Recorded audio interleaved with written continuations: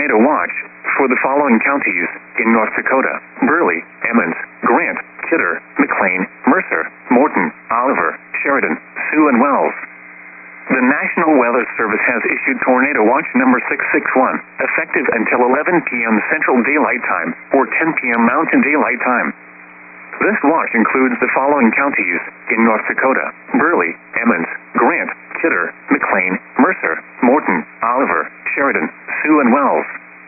Remember, a tornado watch means the conditions are favorable for the development of severe weather, including tornadoes, large hail, and damaging winds in and close to the watch area. While severe weather may not be imminent, persons should remain alert for rapidly changing weather conditions and listen for later statements and possible warnings. Stay tuned to NOAA weather radio, commercial radio and television outlets, or internet sources for the latest severe weather information.